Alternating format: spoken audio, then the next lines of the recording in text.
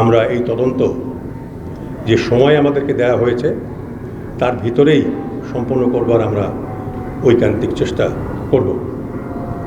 আমরা কোনো রকম বায়াসড হব না এবং কোনো কিছুর দ্বারা আমরা প্রভাবিত হব না, এই অ্যাসুরেন্স আমি আপনাদেরকে দিতে পারি।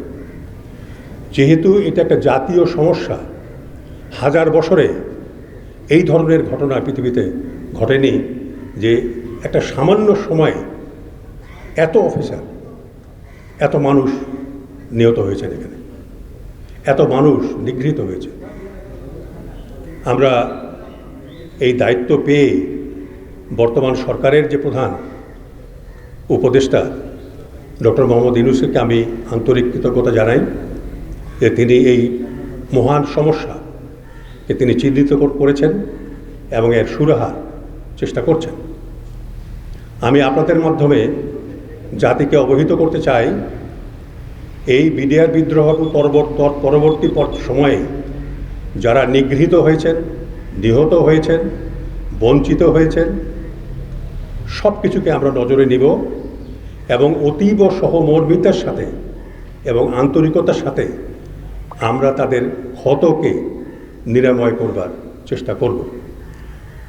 যখন আমাদের কাজ শেষ হয়ে যাবে তখন যেন এই প্রশ্ন না ওঠে যে আমরা আমাদের কাজ সম্পন্ন করতে পারিনি। কাজে সেই বিষয়টা সম্বন্ধে আমরা সবসময় সজাগ থাকব।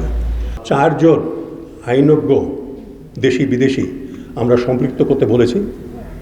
সেটা হলো যে বাংলাদেশের একজন সিভিল এবং ক্রিমিনাল ল এক্সপার্ট আর একজন মিলিটারি ল এক্সপার্ট, এবং তিনি যদি আন্তর্জাতিক ল সম্বন্ধে এক্সপার্ট হন সেটাও ভালো কোয়ালিটি। আমরা 2 জন বাংলাদেশ থেকে আমাদের এই কমিশনের সঙ্গে অ্যাটাচ করতে আমরা প্রধান উপদেষ্টার দৃষ্টি আকর্ষণ করব চিঠির মাধ্যমে।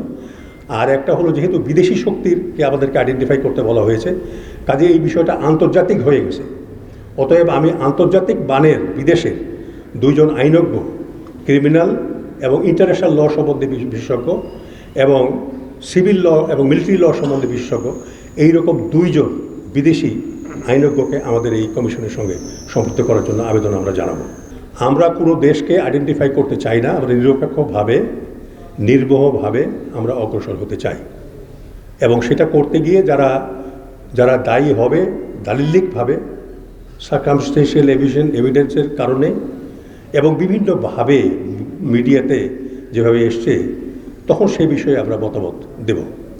2 হলো যে যেহেতু দেশি বিদেশি ষড়যন্ত্রের কথা বলা হয়েছে, তার একটা পার্ট হলো যে আমাদের দেশের অনেকেই হয়তো এই কমিশনের জিজ্ঞাসাবাদের সম্মুখীন হবেন।